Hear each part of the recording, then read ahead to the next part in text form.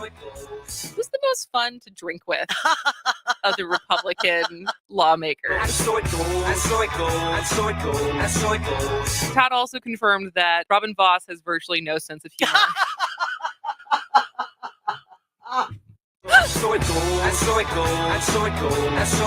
You can always let us know if you're drinking with lawmakers at 844-967-2789.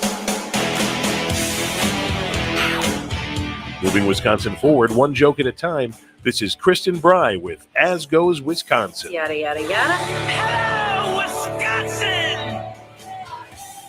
Good morning, ladies and gentlemen. This is not Kristen Bry in your ears and on your live streams. I am guest host Joe Zepecki, sitting in for our friend Kristen. Big Monday show. We have Jane back on the board. We're going to hear all about her world travels. But of course, we have to start today, September 11th, 2023, remembering September 11th, 2001. This morning, President Biden putting out a remembrance saying this is President Joe Biden. Today, we remember the 2,977 precious lives stolen from us on 9/11 and reflect on all that was lost in the fire and ash that September morning. The American story itself changed on this day 22 years ago, but what could not and will not change is the character of this nation. If there is a first responder in your life, if there is a service member, past or present or future in your life, show them your gratitude today. Take a few moments to think about those who lost loved ones, those who are still grappling with some of the long-term effects, those who are on the pile, have some of the worst incidences and case rates of very serious medical issues. 22 years later, the suffering from that day continues.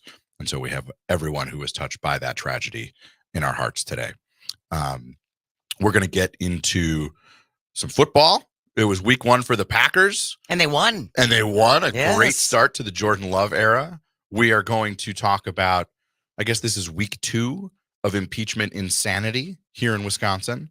We're going to dedicate most of the second hour to that. But first and foremost, we got to start. Jane Matnair back on the board, world traveler. Jane, how was your trip? The trip was really, really good, Joe. That's great. So walk us through it. So you were gone for 2 weeks. We were. Where all did you go? We went to London for 3 days was the plan. And I just want to say, starting out, this is the first trip that we've been on since 2019. So I haven't been on a plane since then. They've shrunk the seats again. They have. It's so, oh my God, I couldn't believe how tiny the seats were in economy. And that's a long flight. It's How long was it? Well, this is another complaint I have. It used to take 6 hours to fly from O'Hare to London. Okay. This time it was 7.5 hours. Headwinds, or they take a different route? What do we? Yeah, we stopped in China first. No, it's I think they're flying slower to conserve fuel. And our 7.5 hour flight actually turned into 9 hours. Oh my God. Because the cabin crew was very specific about blaming the ground crew for not having loaded whatever cargo was supposed to be on this flight. So yeah, so we sat there for an hour and about an hour and 15 minutes while they were getting loaded up. And it turned into like 9 hours. Oh my gosh. And this was only the first travel hiccup. This is the first leg. This is just the first leg. Out of the gates, we've got a little hiccup. Yeah. And I don't know how you feel about this with flying, but I think reclining your seat the entire way is a violation of humanity. Oh, it's like, yeah, no, it's like a war crime. It is. And so the woman in front of me reclined all the way back. So my nose was like 6 inches from my screen. No. Yeah. And when we were in London, we were on a bus one day, and this woman was there with her 3 little boys, 10 and 7, and maybe a 2-year-old who was in a little push thing. And he really wanted to get up. And she didn't want him to get out because there were only a few stops, whatever. So he pitched a fit like I haven't seen in a and he's right in front of us. And at one point, Joe, in between the crying and the screaming, he would throw his blanket over his face and just go, oh. Those deep wails. Oh, it was just so dramatic. Oh, That's how I felt on that flight. Ugh. I want to get up. I have to get out of here. Get me off this plane. But you did get off the plane. We did get off the plane. You made it. Got to London. Love London. We've been there many times. My husband is English. I have not. What are the first 3 things we should do when we go? Oh, I love Covent Garden. Okay. They have buskers. Some are really good. Some aren't okay, but that's a whole different art form that I have a whole bunch of respect for. Uh-huh. And the crowd work that they do, it's a different form of stand-up, Okay. essentially. So we go to Covent Garden.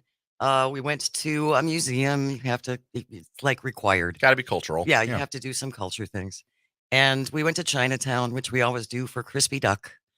And you should see Buckingham Palace. Okay. And also the Tower of London tour is wonderful. Yeah.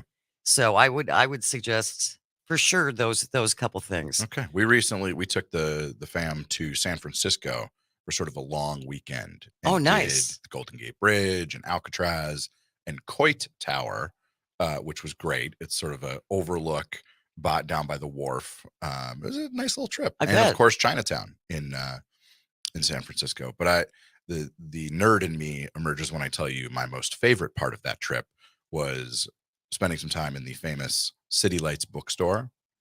And then later on that day, while everybody else went thrifting in the Haight-Ashbury Oh, neighborhood, how fun. I went and sat at a local pub, had a glass of whiskey, and read my book. That's pretty high up there on the nerd scale. I am who I am, Jane. Embrace it. You just got to embrace it, Joe. I think that's great. So you did London. We did London, and then we were supposed to fly to Croatia. We were going to Supposed to. Yes. Didn't make it to Croatia. The day that we were supposed to leave, we're at Gatwick Airport, and there was a countrywide air traffic controller software meltdown. So they canceled 2,000 flights. Did they try unplugging the computer and plugging it back in? You would think they would reboot. God. It was a mess because there was no communication for what was happening. You know, your flight's up on the board and you're waiting for the gate number, and the gate number came up, and all of a sudden it said boarding. Well, how can it be boarding? No one knows what gate we're supposed to be at. You just gotta guess. So after about 5 hours, we finally found out that our flight got canceled. You have to go back through passport control, collect your luggage, and we went back to London for another 3 days because the next day they canceled 1,700 flights. Oh my God. And then the next day was Wednesday.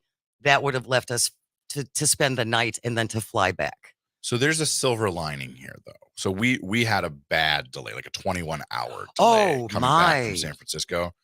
But it was one of those where it was like, your flight's been delayed right out of the gate, like first thing in the morning. But it wasn't enough time to like actually go and do anything. Oh, that's awful. Knowing that it was just like, okay, this is melting down. We're going to stay here. At least you could sort of plan and have a couple extra days. in Yeah, London. no, it was great. And the people watching in London is fantastic. I don't know what it is about that city, but it's so international. You hear different accents and different languages everywhere you go, and it's just a wonderful people watching city. One of the true global cities. Yeah, for sure. And then so after 3 extra days in London, we went to Portugal. We went to the Algarve, which is the southern coast of Portugal, and spent 9 nights there. The weather was lovely. It was like mid to low 70s. A little rain, that was okay, but not brutally hot. It had been well into the 90s in the weeks leading up to us getting there. So I was kind of glad we avoided that. And is that so? Go for 9 days to just kind of do nothing, or is it excursions and day trips? And We did seeing what there a is to bunch of day offer? trips. There were a bunch of towns along the coast that we had wanted to check out and see. And it was the first part of our trip is usually the educational portion. Okay. And then we become slugs. And so there was a lot of eating and drinking, and I made a breakthrough with fish. I don't like fish. Now you do. We have And a convert. We had some, it was supposed to be the best fish fry in Lagos, called Old Bastards was the name of the restaurant. And we had hake, Okay. which I'm is a not familiar with whitefish. that. Yeah, It's a whitefish like a cod. what I want to ask, but it sounds like maybe you're not experienced enough to answer, is like, how does a Portugal fish fry compare to, say, a Wisconsin Supper Club fish fry? I would say the fish is much bigger. Okay. That Bigger was here or bigger there? bigger there. Okay. That was one big piece of fish. And the breading is a little bit different. Okay. Not better or worse, just different. Just different, you Okay. know?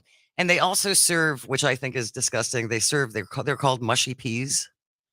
That This does is a not sound good. traditional English thing. Like they mash them? Yeah, but these were kind of like pureed. So it looks like bad guacamole Oh no. and tastes like peas, which Oh, again, that's no. a very traditional. Oh no. I know. It's a very English thing. But anyway, And so, and any problems coming back from the trip, or did that all go off as planned? actually, that went smoothly. That's great. So if I had to pick, right, like, are you going to be inconvenienced traveling to a place or back from a place? I think to a place would be my pick. Yeah. Because what can happen is you sort of, if like you're frustrated coming home, like we had the long delay on our last trip, it sort of takes some of the good that you got out of the trip, For sure. because you're just frustrated when you get home. Yeah.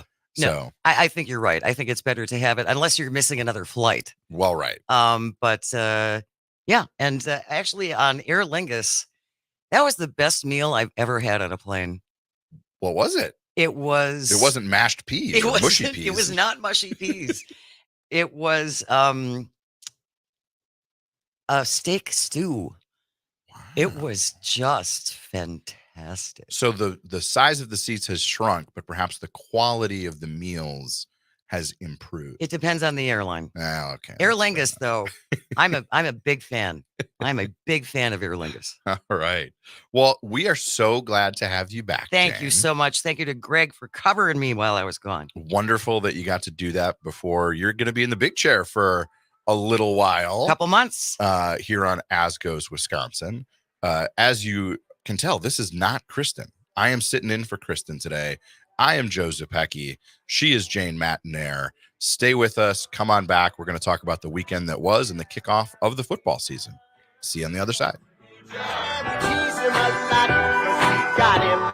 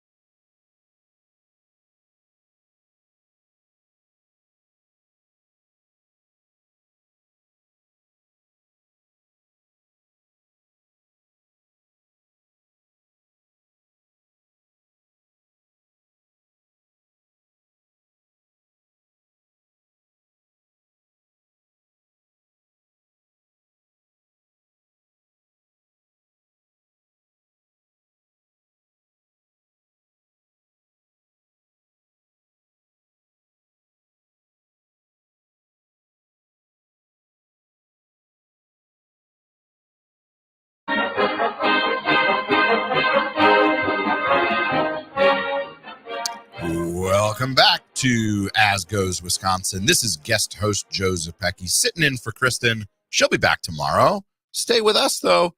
That, of course, was the famous University of Wisconsin marching band. Game 2 of the Luke Fickell era was Saturday.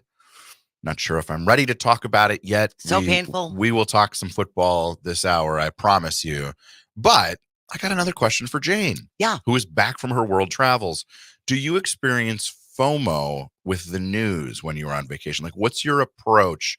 Like, are you still looking at your phone and checking the headlines, or maybe reading that newspaper that the hotel puts in front of your door? Do they still do that anywhere? They don't. Oh, man. No, there's no free papers anymore. Oh, man. Although actually in London they do. They do hand out free papers. Okay. I do dip into Twitter. Okay. And so, but like hopefully a shallow dive, you're just like, okay, if there's anything really important. Yeah, has the world I'll exploded see it. that I Yeah. need to know?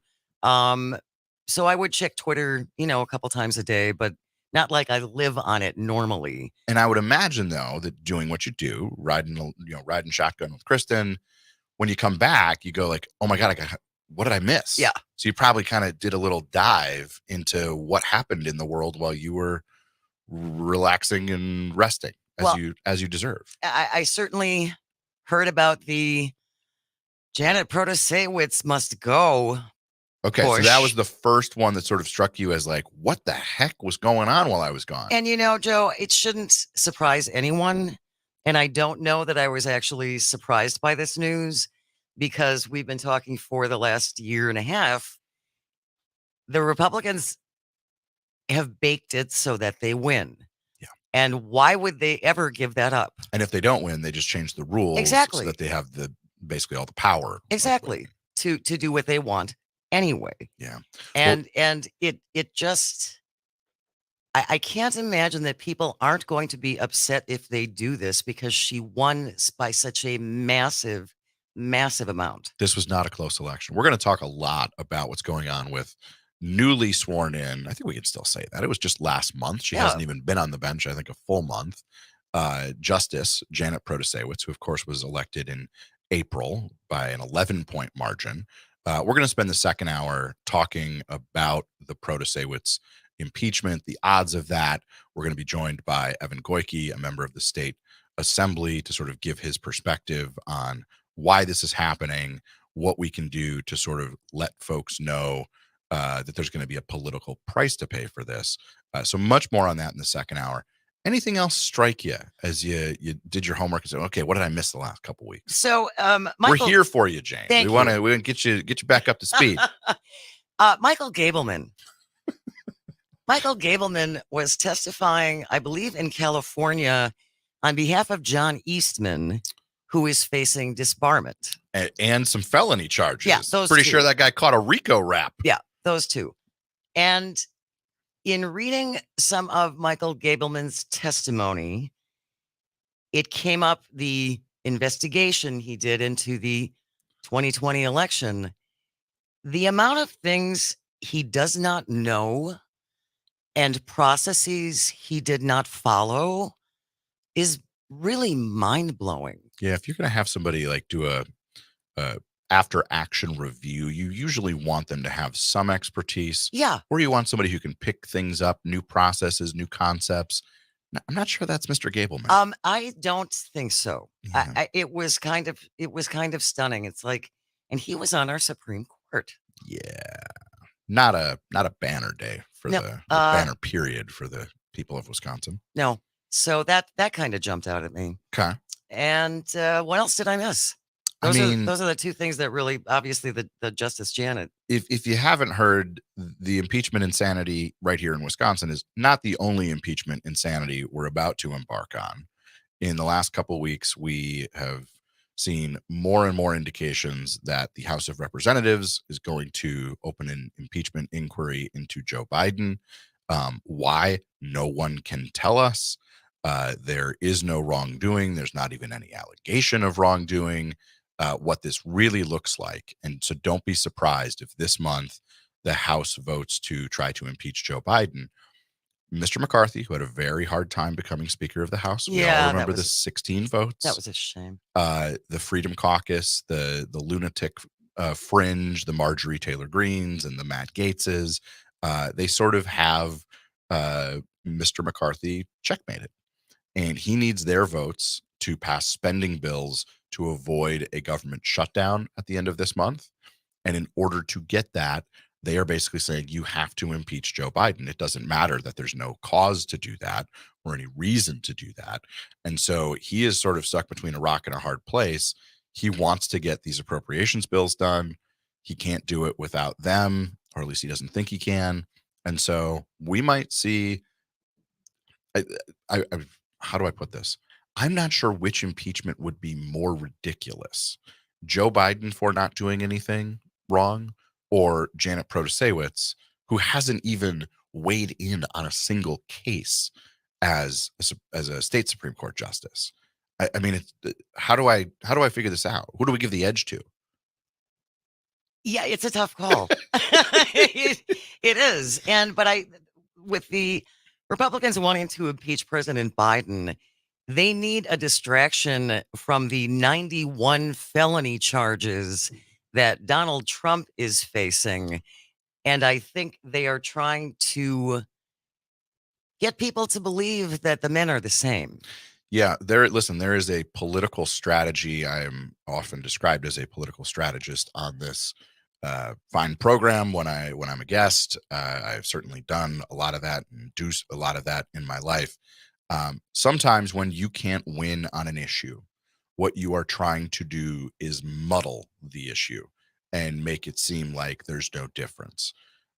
It is in this case, particularly egregious strategic decision to try to say, we're going to make Joe Biden appear to be like Donald Trump because we can't win with a guy who's got 91 felony counts and civil trials, and his businesses are still under very serious investigation by the New York Attorney General. I don't think it's going to work, but that certainly does seem like what they're going to try. And don't you think a government shutdown's coming too? Yeah, I do. I'm not sure how long it will be, but I'm also not going to bet against President Biden and Mitch McConnell in figuring out how to get this done. We may talk more about this later, but I'm currently reading about 2/3 of the way through the first sort of big book about the Biden administration. It's called The Last Politician by Franklin Foer, who is a writer for The Atlantic. We'll talk more about that and talk some football throughout the hour here on As Goes Wisconsin. Come on back.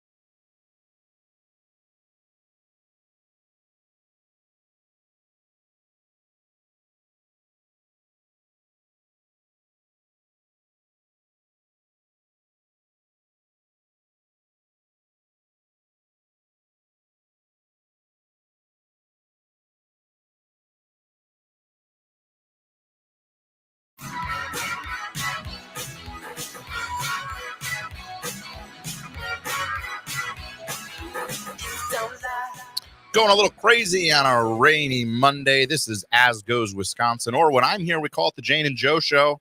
What do we think? New branding? I'm Joe Zepecki, sitting in for Kristen Bride today. Jane Matnair is back from her world travels. We are delighted to have her and delighted to have you along with us this morning. Before the break, we were talking about the likelihood of a government shutdown. This is the federal government. The spending bills that keep the government open are coming due. The end of the fiscal year for the government is September 30th. And there's a lot of concern about whether or not the government is going to be able to stay open with Kevin McCarthy and Republicans in control of the House.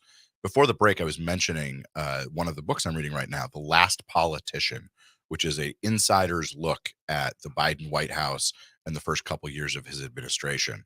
Franklin Foer is the author. He's a writer for The Atlantic. Clearly got a lot of access, both Republican and Democratic sources throughout, from the national security community, from the Biden White House and the West Wing. It's really well sourced. It's a really fascinating read. I want to share one thing I was sort of teasing before the break, that Joe Biden's pretty good at this, folks. And so while I think we are probably headed towards a government shutdown because of the makeup of the Republican House of Representatives, I'm not sure of it. And I'm not sure of it because of how good President Biden is at this. I want to share just one anecdote from the book before we move to talking about football, because it's a Monday in Wisconsin. The Packers are 1-0. We got a lot to talk about.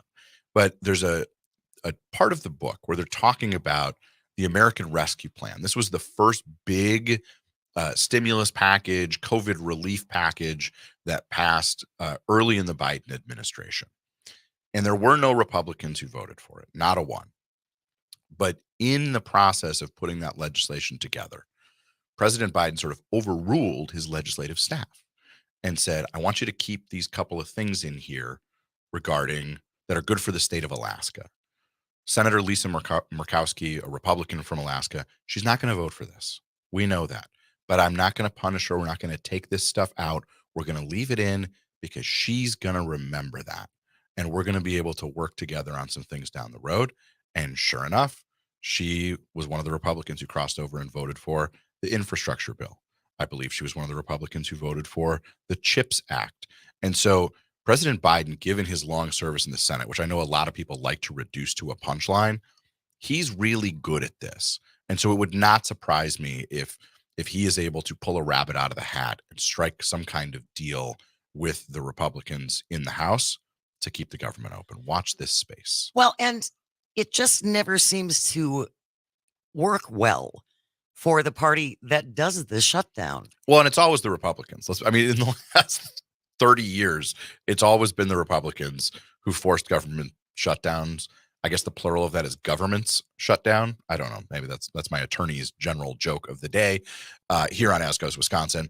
But yeah, the politics don't work out for them. It's not popular. It never goes well, and yet they keep running it back. I don't know. Maybe it's often been said nothing was learned from the second kick from the mule.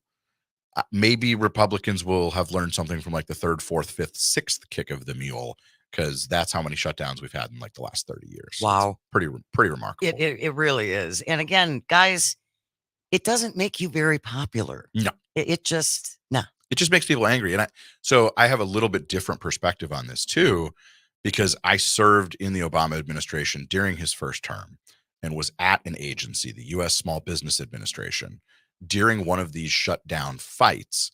And you have thousands of federal employees and their families trying to figure out, are they going to be coming? It's Friday afternoon and are they coming to work on Monday? Are they going to get paid in 10 days time? Because they've got bills to pay. They've got a mortgage payment to make. And sitting there trying to figure out how to communicate with a workforce that is not just in Washington, D.C. Right. This is, people say, oh, Washington, the feds, it's big government, nonsense. The U.S. Small Business Administration and many other federal agencies have federal employees all over the United States. Yep. Right. And so this has a real impact on people's lives when they monkey around with it. Let's cross our fingers that the last politician, President Joe Biden, has another rabbit to pull out of his hat, and we don't have to go through that. But we're going to switch gears here. Badgers, Packers, Cougars, and Bears. Oh, my. What a weekend. We had a Badger game 2 weekends ago. Right? This was the second Badger game, dawn of the Fickle era. But Packer Mondays just hit different. And of course, yesterday was the very first start for Jordan Love, with it sort of being his team. He's started and played some in the past, Yeah. but it's his team now. And it's only the third time in the last 31 years that there's a new quarterback whose team it is. I mean, my goodness, I was 10 years old. I was 10 years old when Brett Favre started playing. And then I was 26 years old when Aaron Rodgers started playing. And now I'm an old guy with gray in my beard. I have been so spoiled, and I have had very, very tempered, moderate expectations for Jordan Love. That's good. And for this team this year. And the Bears have gotten better. And I was just, sort of the Eeyore, just be like, let's not get ahead of ourselves. And then the Packers come out and walk all over the Bears 38-20. The defense scores. Love throws a couple touchdowns, doesn't turn the ball over. We're off. We're off and running. Did you watch the game, Jane? I did. I had it on, and I was really delighted to see Jordan Love do well. It was very nice. It was. I want the guy to succeed. I think he's been waiting for this opportunity, and he did a good job yesterday. The Bears quarterback, that was rough. Listen, Justin Fields is a really special talent. That guy ran for 1,100 yards last year. He can sort of make something out of nothing, and he did that a couple times. Yeah. But one of the strengths of this Packers team is clearly going to be the defense, and they set the tone early. I think it was maybe the first drive of the game. The Bears go for it on 4th and short. The Packers defense stops them. You get a short field for Jordan Love. That'll make a young quarterback comfortable. A few plays later, he's in the end zone, with a nice ball to Romeo Doubs. It just from that point on, you just went like, okay. And the first half was a little closer on the scoreboard. But that became such a blowout that the second string quarterback got in with like 7 minutes left in the fourth quarter. I did not think that was how we were going to start the Jordan Love era. The mop-up duty that, a couple times a year Jordan Love would have to do for Aaron Rodgers. Right. Now, so it was a very, very fun Sunday of football. But I think the story of the weekend is it's sort of a tale of two teams. It was the best of times. It was the worst of times. Because the Packers, it's all excitement. It's Jordan Love delivering. It's Aaron Jones, 150 yards, couple of scores. The defense got on the board. Quay Walker with a nice interception return for a touchdown. People are feeling really, really good about the Packers because we still own the Bears. Or maybe Jordan Love owns the Bears. Maybe he and Aaron Rodgers had a little, transfer ceremony where he transferred ownership of the Bears to Jordan Love. But the Badgers was sort of different. Badgers went out west to Washington State on Saturday evening, and that game was close for a while, but it never felt like it was close. It really felt like Wisconsin was outmatched. You will not find a bigger Badger fan. I am a University of Wisconsin graduate. I love my Badgers. And sort of similar to how I've been a little bit tempered in terms of my expectations for the Fickell era. I didn't get too high after the week 1 win, and I was nervous heading into Saturday. And it turns out there was a good reason to be nervous. Did you watch the Badger game too? No, we were traveling. Oh, you were coming back? Yeah, we didn't get back till late Saturday night. I did see on Twitter though comments about some of the calls. Yeah, the officiating was. Listen, I'm not going to be that guy. The Badgers got outplayed. You can always find calls to disagree with, including a crucial call on a fumble late in the game. Ches Malusi, Badger running back, looks like he's on the ground. Ball comes out late. And it was just sort of a continuation of the ball kind of not bouncing Bucky's way on Saturday. There were a couple plays earlier in the game. We've got the Cougars backed up, and a snap goes over the head of the quarterback, and he's able to pick it up. It just bounces right back to him and throw it away, as opposed to we recover it for a touchdown or we sack the guy for a safety. Another play in that same drive, when the quarterback's trying to hand the ball to the running back, it just pops out and it fumbles, but again, it bounces right back to them. Those 50-50 balls, those 50-50 plays, when they don't go your way, that's tough. But you got to make plays. And the Badgers didn't make enough plays. I thought the quarterback, Tanner Mordecai, looked really good. The running game was not there, and that's kind of hard to stomach as a longtime Badger football fan. Part of what is happening in this Fickell era is he wants to go to an air raid style offense. They're going to go fast. They're not huddling. They're trying to get a lot of plays, a lot of snaps. And if you've watched Wisconsin football since the dawn of the Barry Alvarez era, like 1991, 1992, you know that this team's calling card has been, we're going to run the ball. We're going to chew clock. We're going to make it miserable for you to try and compete with us. And in week one, the air raid, the passing game kind of wasn't working.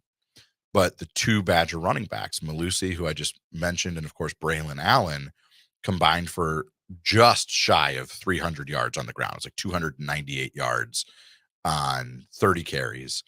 And it felt like Wisconsin football, even though that game was a little bit closer in the first half than you wanted to. And the week one felt different.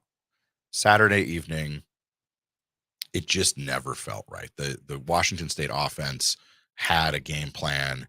They were moving around in ways that, by formation and with motion, that was just setting up advantages for the offense.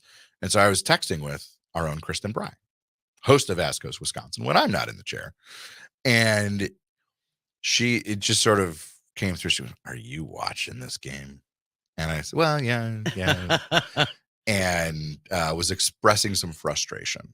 And my reminder to her was just, rebuilding takes time. For sure. And I think she appreciated that perspective, because she told me, she said, that's a good perspective. And listen, overhauling a college football team roster and, evolving a program is not quite like turning an ocean liner, but it's not entirely dissimilar either. It is going to take a little while for Coach Fickell to put his stamp on this Badger program. Definitely. And it's just going to take some time. And so anybody who was thinking this might be the year, I think was reading too much into the schedule. We are only scheduled to play one ranked opponent this year. It's Ohio State. I don't know that I see it. I don't know that I see it. So I'm feeling a little bit better about the Packers than I am about the Badgers on this Monday morning. I'm feeling like, even though I feel better about the Packers, I'm still not counting on a playoff berth. That's just where I am. Where are you folks? How are you feeling about week one Packers, about the Jordan Love era, about the Coach Fickell era? Because there are big questions. This is, a new day in Wisconsin football. Join the conversation. Text us 844-967-2789. That's 844-96-PARTY. You can also call in. I want to know what you're thinking about the Packers, about the Badgers. And when we come back, I just want to talk about like the process of enjoying football, because I think a lot of us do it very differently. And I'm starting to wonder if I have a problem, if I've maybe gone just a bit too deep into the football is defining how we live our life and shape our weekends. If you're experiencing similar questions, if you're not sure if you've gone a little overboard with the number of fantasy football leagues and betting pools that you're in, come on back, let us know. Otherwise, I'm going to do a little self-talk therapy. Maybe Jane will help me with this problem, or maybe she'll just tell me I don't have a problem, but it's totally okay, because I'm just a good old Wisconsin boy who loves cheering for his good old Wisconsin football teams. This is As Goes Wisconsin. Jane Matnair's on the board. I'm Joe Zepecki in for Kristen. Come on back after the break.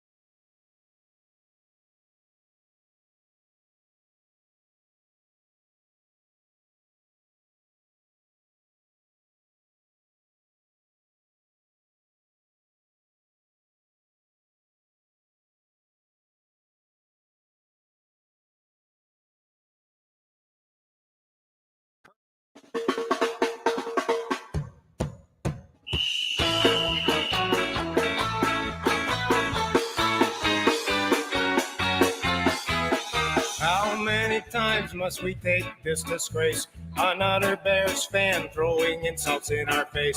The Packers are the greatest team to ever play the game, even if from time to time they've been a little lame.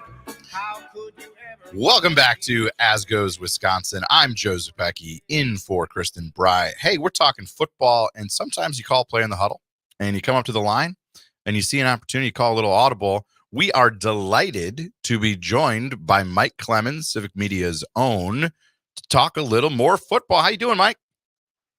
Pretty good. How you doing, Joe? I'm good. How are we feeling after yesterday's resounding win against the Bears? You were there, correct?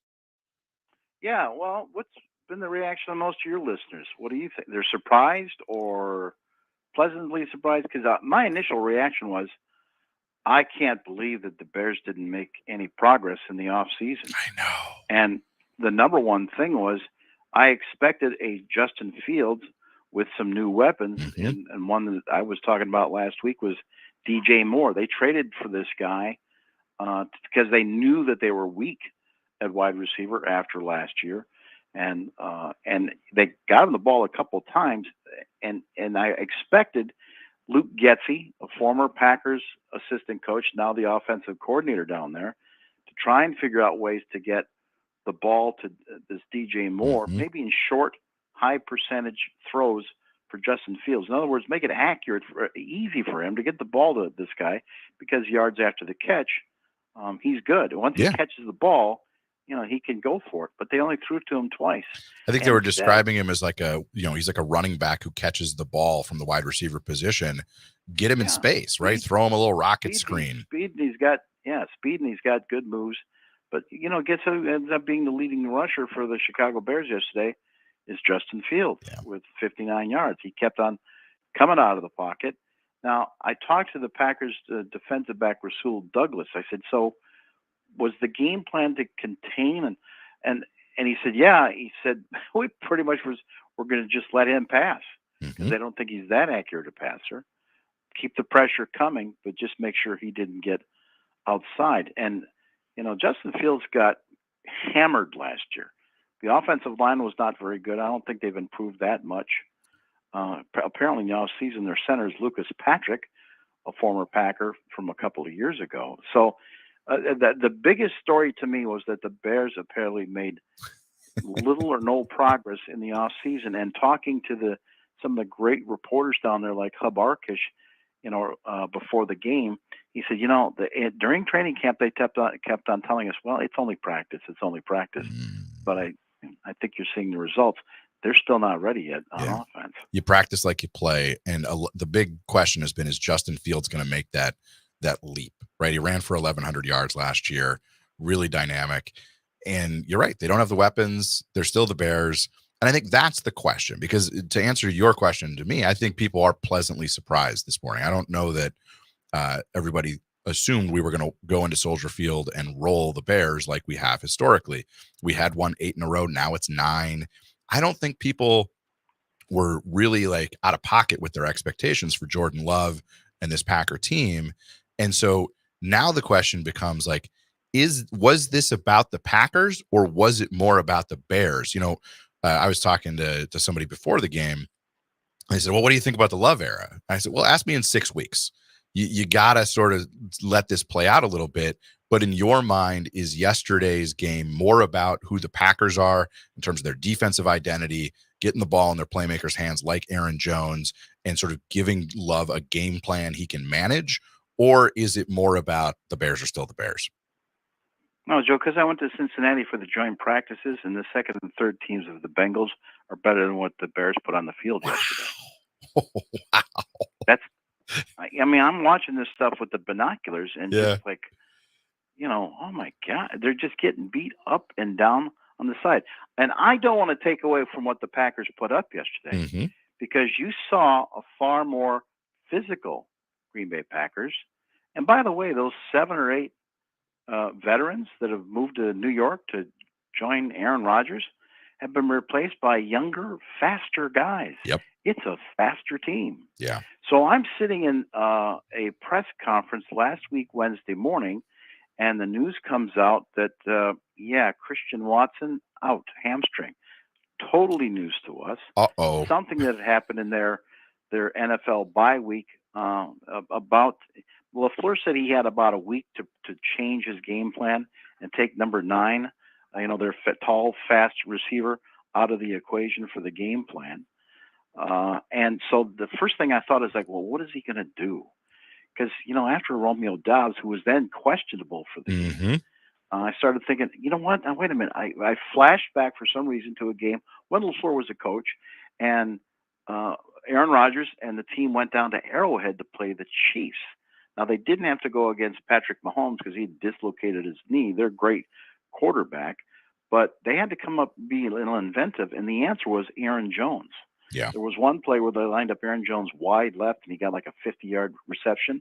There was another time that they were in a red zone and it needed a critical touchdown, and Rodgers threw just an incredible 20-yard pass that kind of had this funny arc to it, almost like a curveball slider. And Jamal Williams, the other running back, came down with it, and I started asking questions about what do you think of the chemistry as a receiver between Aaron Jones and Jordan Love, and seemed to be positive. Why they waited until the second half to get Aaron Jones involved was interesting, but look at the payoff for it. I mean, huge gain, 50-something yards on a screenplay, the touchdown where he's wide open across the middle. On fourth down, 4th and 3. Yeah, they've got to feature Aaron Jones more. I mean, that's sort of been the guy's career between McCarthy. Everybody keeps on saying, we got to get Aaron Jones more involved. Well, it's now time to get him involved. Now, you saw him grab the lower left leg when he scored on that touchdown reception running into the end zone. He said he just tweaked it, said, after the game said he didn't have any pain, but, we find out today when he goes to the training room how bad that injury could be. Well, I took a deep breath because in addition to being a Packers owner and huge fan, I've got Aaron Jones on both of my fantasy football teams. I was not celebrating on that touchdown. I was going, oh no, his hamstring. Oh God. Yeah. Right. We've only at the end of the day, it is the Jordan Love show. They gave him the game ball, and it's clear that he's got 53 guys totally behind him. This team isn't playing for an Aaron Rodgers Super Bowl. They're playing for each other. That's the big difference right now in Green Bay. That's Mike Clemens, Civic Media sports guy. We've got about 30 seconds left before the break here, Mike. Any other injuries of note or of concern out of yesterday's game, or did we come through pretty healthy? Well, Jaden Reed went limping off after making a spectacular play, but I saw him kind of jogging into the locker room, so it didn't look like it was too bad of an ankle injury. And we'll find out more this afternoon when LaFleur talks to us at 3 o'clock. Good stuff. Thanks, Mike. Thank you. Come on back next hour talking impeachment insanity on As Goes Wisconsin. Still suck. Go Bears, still suck. Go Bears, still suck.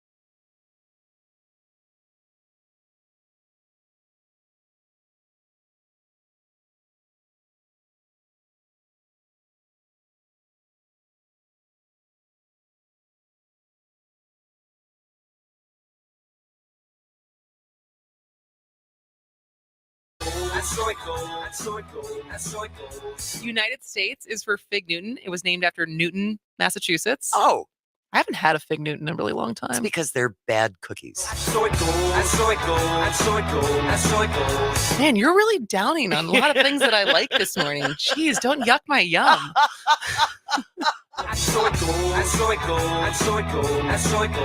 Don't what? Don't yuck my yum. Got it.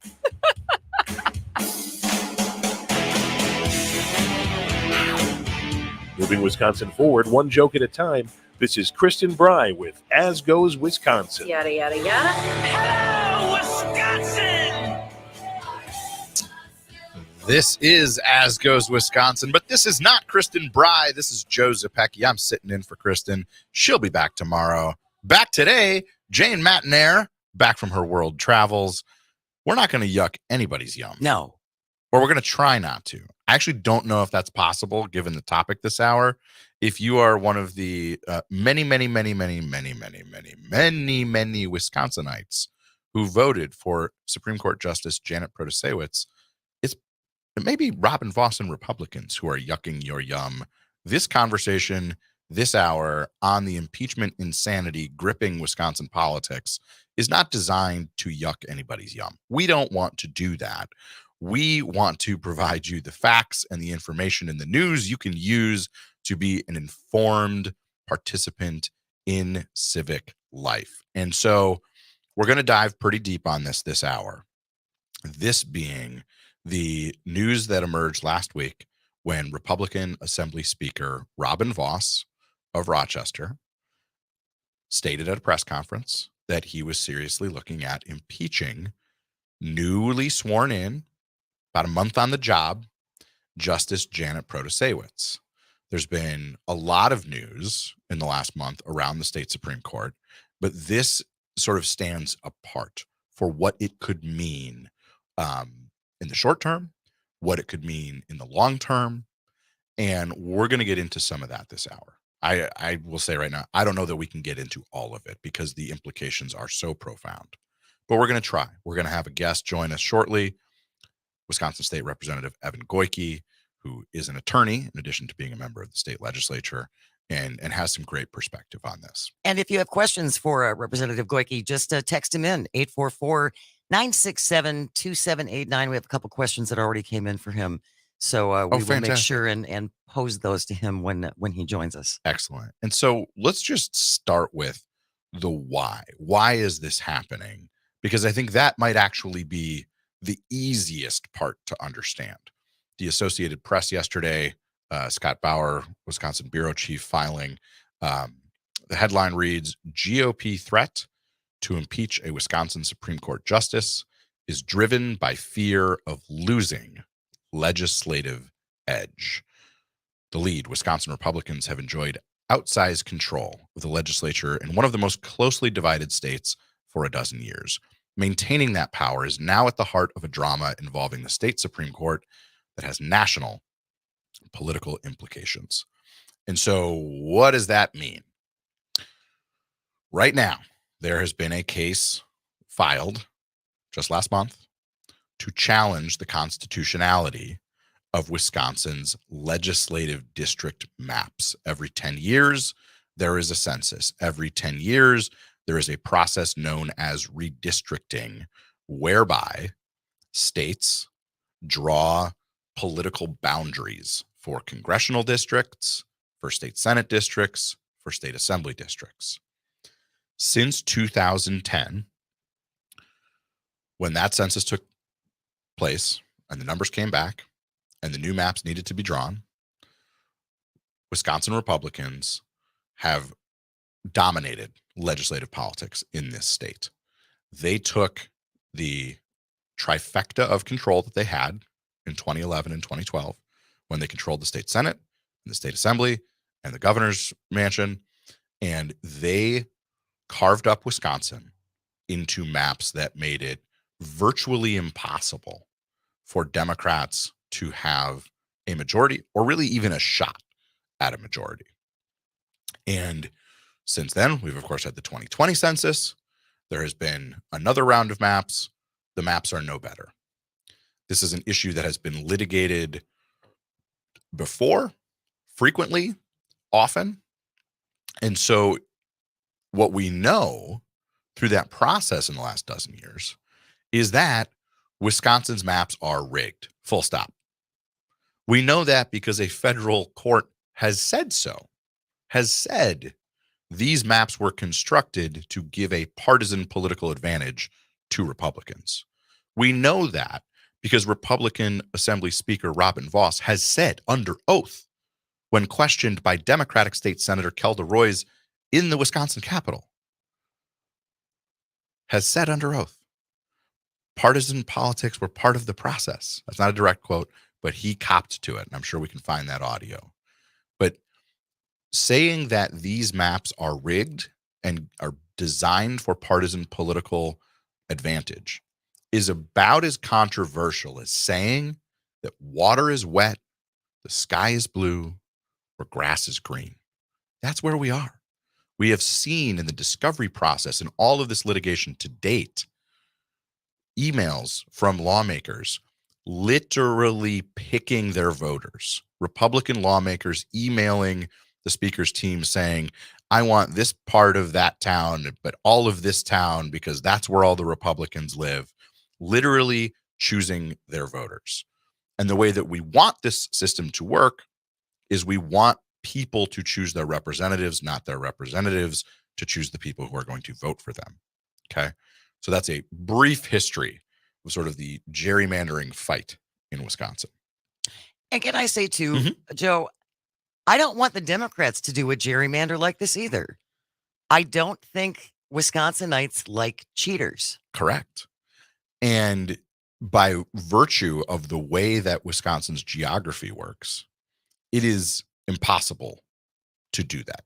Democrats couldn't rig these maps if they wanted to, or if that was their stated desire. What Democrats from Tony Evers on down want is a independent, nonpartisan redistricting commission. Absolutely. To take the politics out of this. What I want is fairer maps, right? I'm not even sure fair, right? Like it would be very difficult to draw a 50-50 map, despite the fact this is a 50-50 state, just due to the way that, people sort and where people live. Fairer maps should mean that there are more competitive districts where sometimes Republicans win and sometimes Democrats win. And I think just more competitive districts would make the entire legislature more responsive to the people of Wisconsin. Because the implications of these maps is that the state legislature does not appear to be very responsive to the people of Wisconsin right now. And they like it that way. Oh, on issue after issue, whether it's legalization of cannabis, even for medical purposes, whether it is raising the minimum wage, whether it is accepting the federal expansion of Medicaid available under the Affordable Care Act that 40 states have accepted, including Oklahoma and Mississippi, really, really red conservative states. On all of those issues, like 70% of Wisconsinites say, yeah, that's a good idea. We should do that. We agree on these We things. want that. But because of the way the legislature has mapped itself into this enduring right-wing majority, they don't have to be responsive to the people of Wisconsin. And that's a problem. It is just a problem for governance in this state. Okay. So where are we now? Where are we today? Why is this coming up again? There are people who believe that these maps are still not constitutionally proper. They're challenging their legality in state courts. And the makeup of the court is different than it used to be.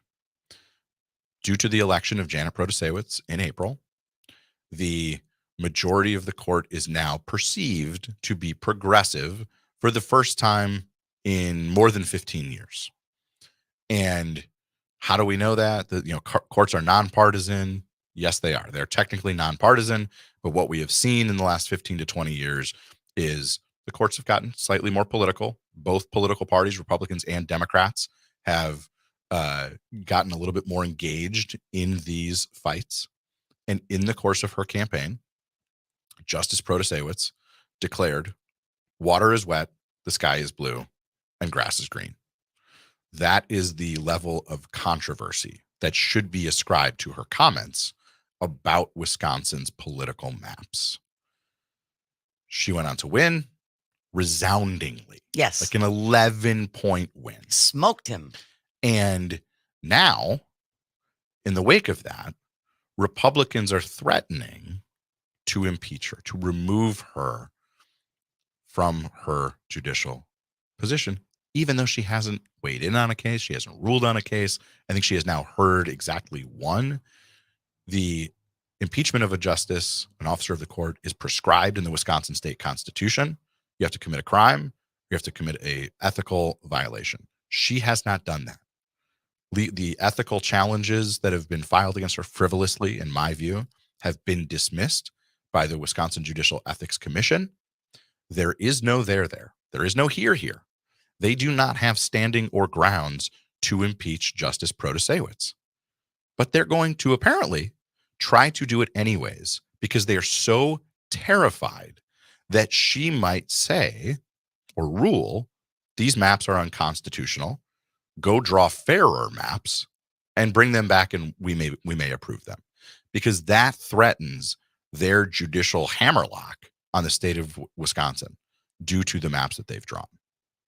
And it is possible that their designs, they being the Republicans in this case, are even more nefarious than just, hey, we don't like her, we're going to throw her out of office. Because of the way this process works, the state assembly can impeach her with a majority vote. They, of course, have a majority, almost a supermajority because of these maps. So if they get 50 votes in the assembly, they can impeach her. And then the state Senate, which would need 2/3 to convict, which is 22 out of 33, they could decide, we're not actually going to remove her from office, because that would mean Tony Evers gets to appoint her replacement. Instead, the state Senate can just decide, we're not going to do anything with this. We're just going to let it sit out there, which would have the effect of sidelining Justice Protasewicz from ruling on any cases for an indeterminate amount of time. And so there is pure politics at play here. It is nonsense. It is insanity. And yet we are apparently going to do this because Republicans are calling the shots. Come on back to As Goes Wisconsin. State Representative Evan Goyke going to join us after the break to continue the conversation.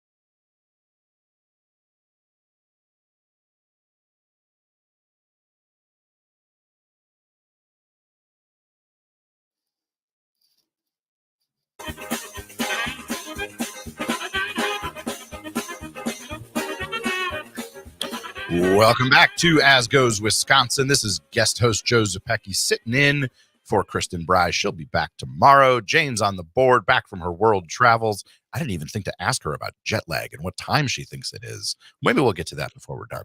Or you can come back tomorrow and listen to Jane and Kristen.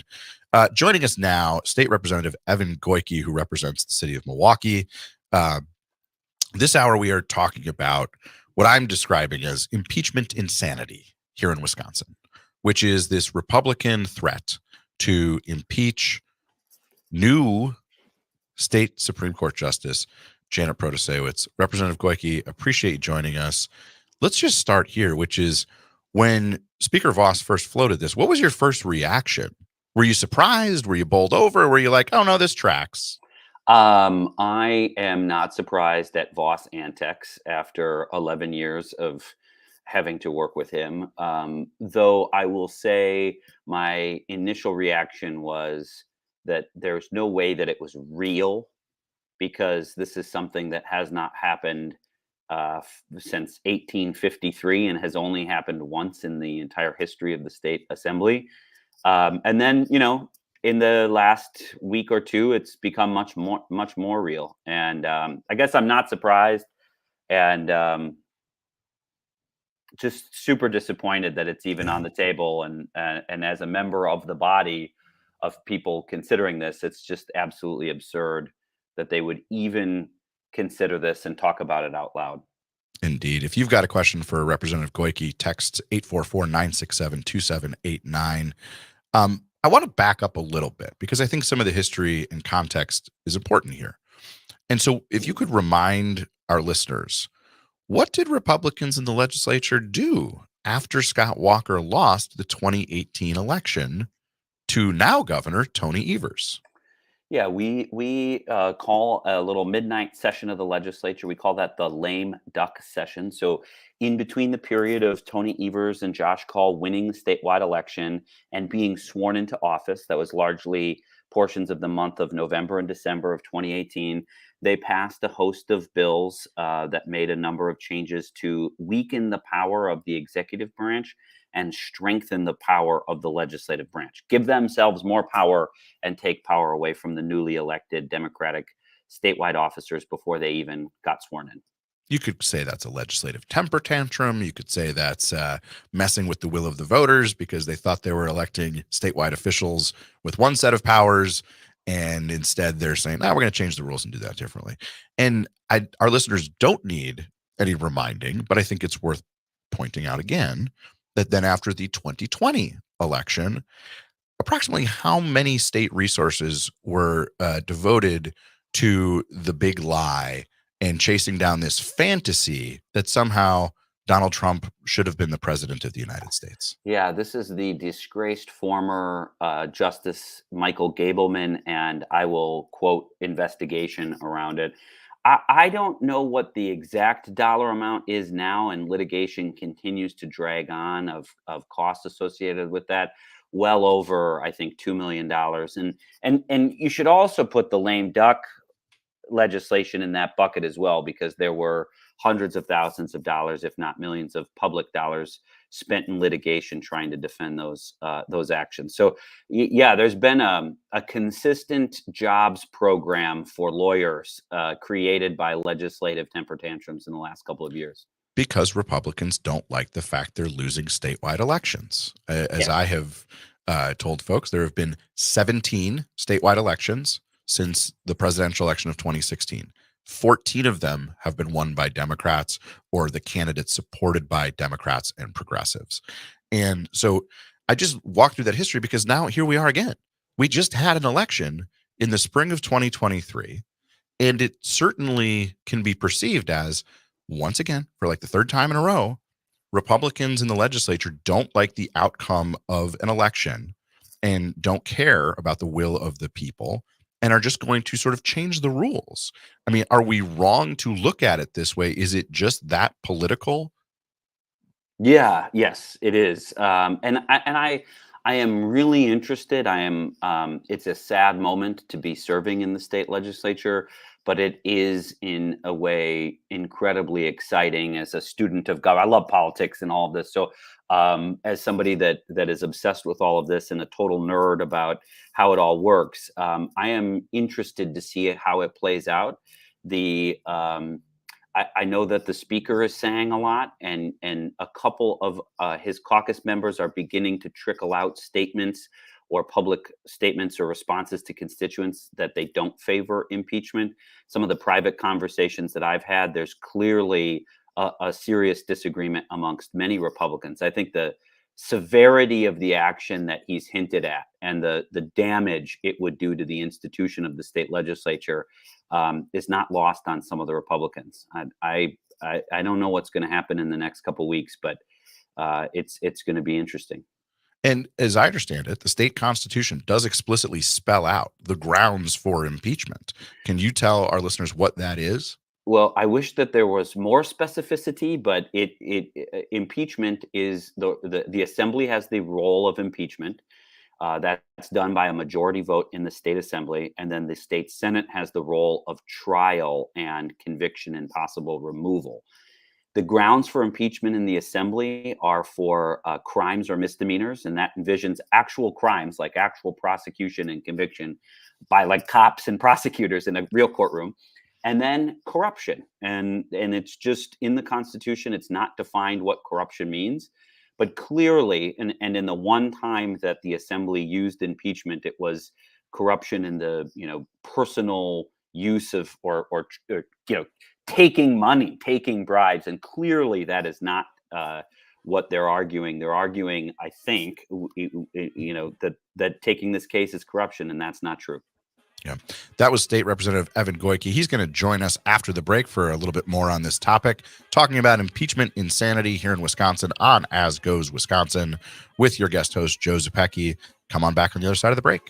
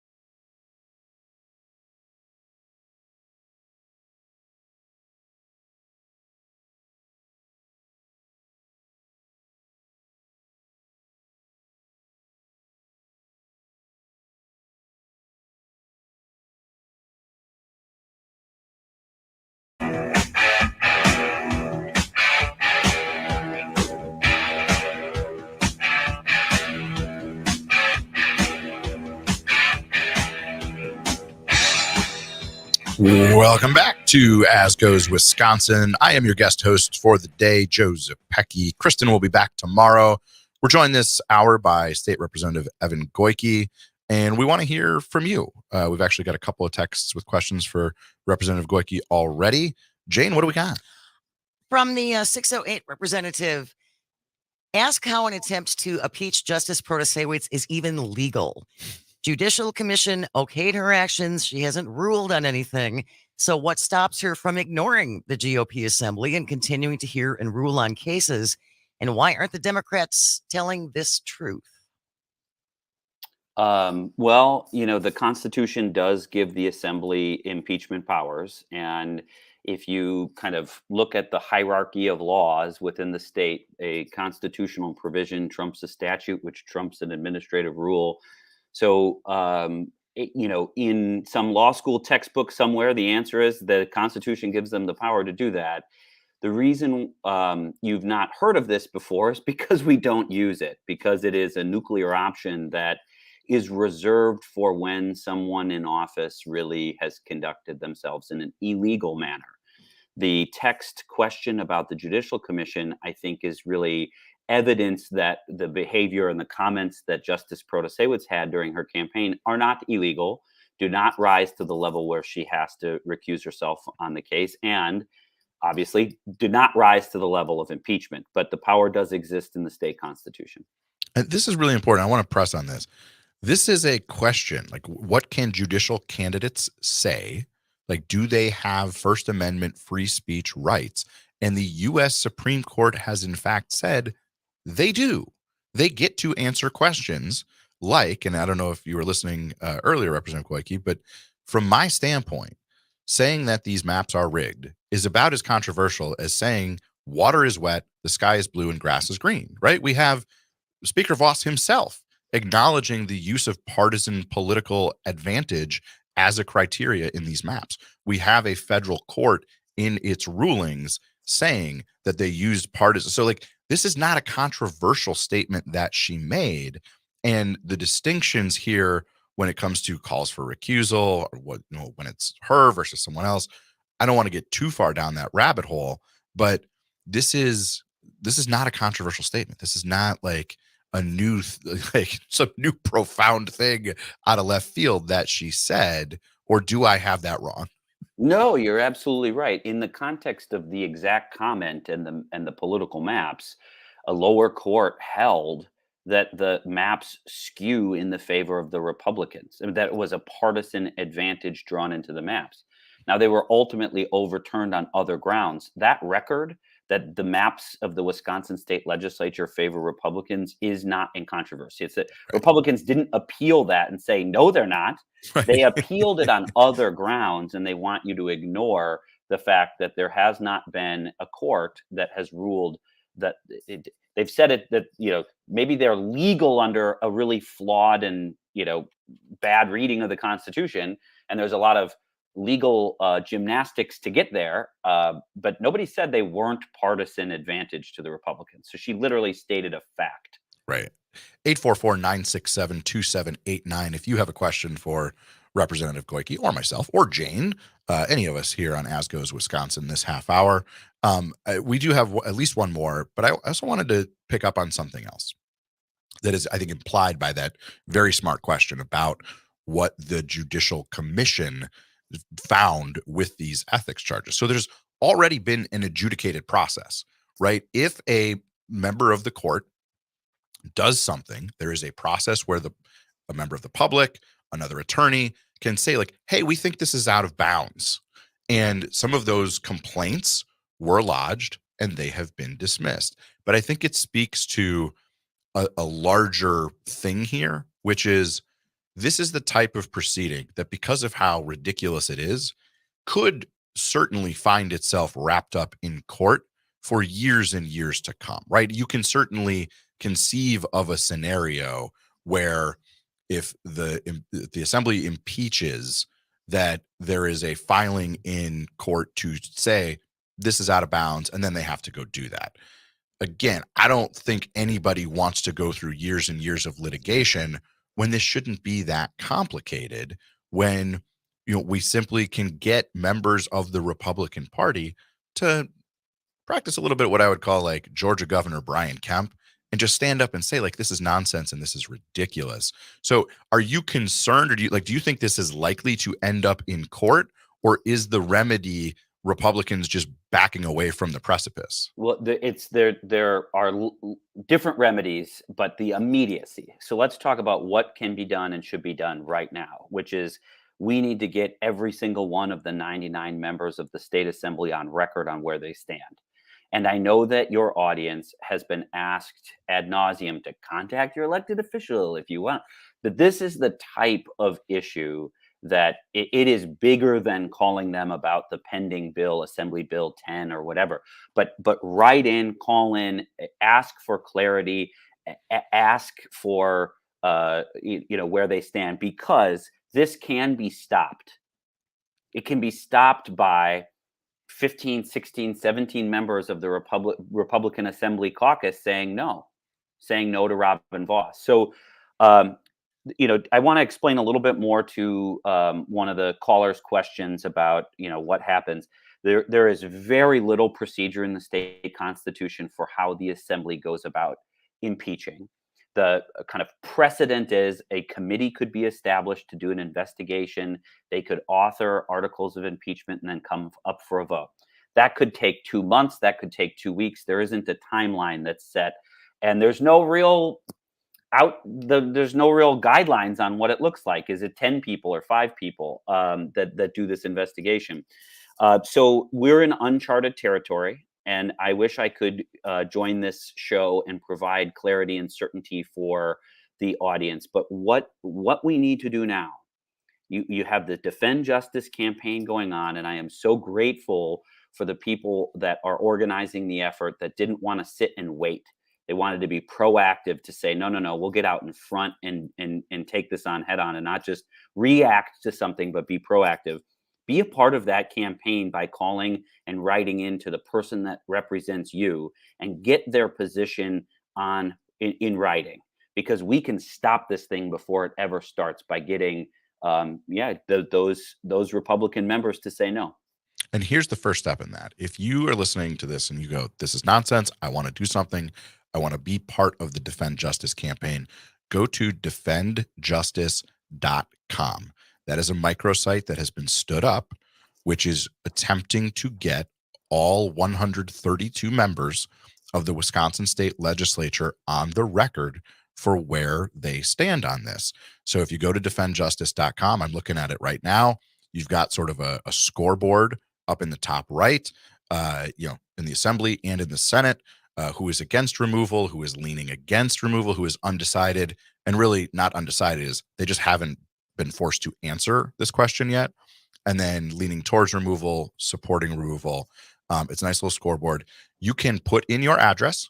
It will spit up who your Assembly and Senate members are, and you will see whether or not they have weighed in on this, and if they have weighed in, how they have weighed in. So here's why that's so important. And I, as someone who serves in the legislature, like Representative Glicky, you get these calls. They matter. And if one or two members of the Republican caucus in the state Senate say, no way, I'm not doing this, then it sort of allows us to move on and call out Representative Vos, Speaker Vos, and say, this is nonsense. It's not going anywhere. So what are you doing? And is that going to be enough? If we get 1 or 2 Republicans on record, do you think that this is what we do? Because I think that's the reason for why we need people calling and telling, especially Republican legislators, this is not okay. And we are going to remember this for a long time if you move forward with this. Well, let me say this. Calls and emails and letters matter. They do. We read them. The position of constituents matter. I know there are a lot of people that just grumbled at me saying that on the radio because they've written and then they're a legislator. I'm not saying they'll automatically agree with you, but it is definitely a barometer of where the community that they represent are at. Let me say this. I know in the bowels of the hall of the Capitol, there are a ton of Republicans that don't want this to happen. They know that it is unprecedented. They know that it's a nuclear option. They know that it will just absolutely melt down the legislature, that the people will not like it, that there will be, look, we went on a recall and it didn't work. And I think there are a lot of people that look in the rear view and say, that know from that experience that many voters that would otherwise been Democratic said, I just didn't like the idea of recall.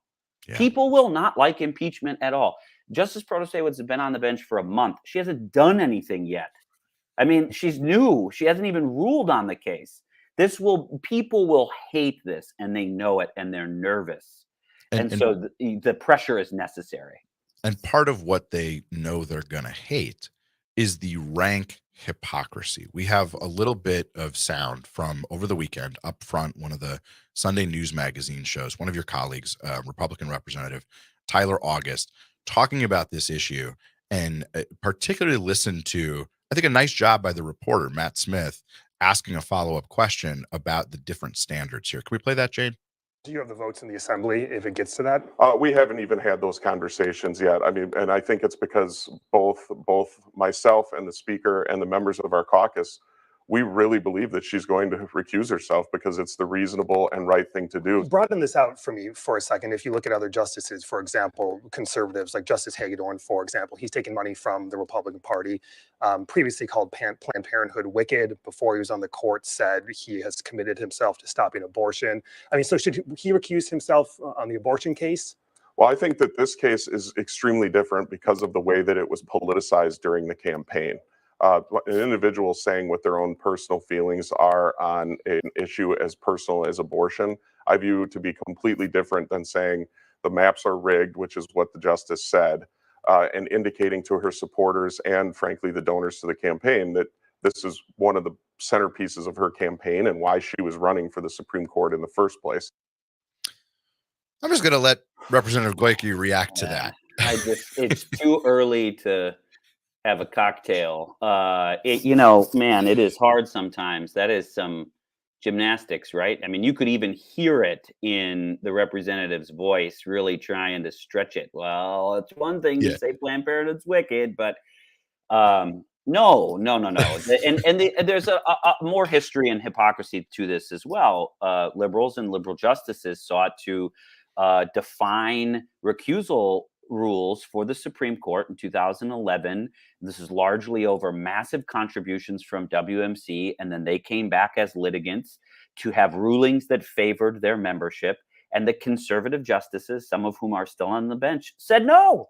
They said no. They wrote the recusal rules as they exist. Yes, exactly right. They wrote the rules that Justice Protasiewicz is applying. They said no to altering them 10 years ago. So too bad, so sad. Sorry, Tyler, there isn't a distinction. Justice Protasiewicz is absolutely in her right to stay on the case. Impeachment is an absolutely terrible. It's just absurd. Yeah. It's absurd. And I'll go even one step further, and then I want to bring Jane in here. But in fact, Justice Protasiewicz has gone above and beyond the rules for recusal because she has preemptively said she will, in fact, recuse from any case that the Democratic Party of Wisconsin is a direct participant in because of the support they gave her during the campaign. She doesn't have to do that. There's no rule that says she has to do that. She is, in fact, going above and beyond, and I think that's an important part of the context as well. Jane, did you have something? Just real briefly, Representative Goyke, I would just think that the Republican voters should be outraged and furious that their representatives want to continue to stick their fingers in their ears and go, la, la, la, la, la, we don't hear you. Well, yeah, and if I'm one of them, and I don't know what it's like to be a Republican, but this obsession with all of these power grabs prevents them from doing the work that they were elected to do in governing for the people of the state of Wisconsin. Amen. That was State Representative Evan Goyke. Thank you for joining us this hour. I know you've got to get to caucus. Yeah, DefendJustice.com is the website. We'll wrap up this conversation on the other side of the break here on As Goes Wisconsin. Thank you, sir. Thank you.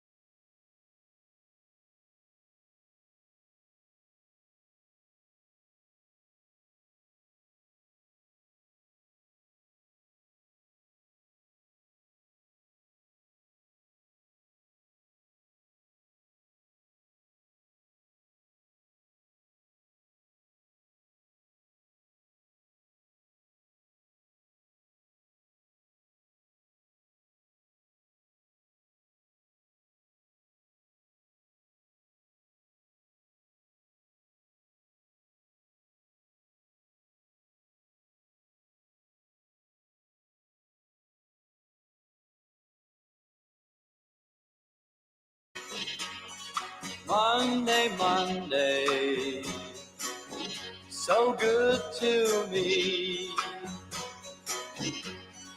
Monday morning. Welcome back to As Goes Wisconsin on the Civic Media Radio Network. I am guest host Joe Zepecki, sitting in for Kristen. She'll be back tomorrow. Jane will be back tomorrow.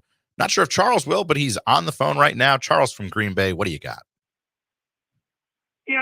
Okay, Donald Trump tried to rip us off for our votes in Wisconsin. What else is new? I mean, Janet Protasewicz won by a margin of 11 points.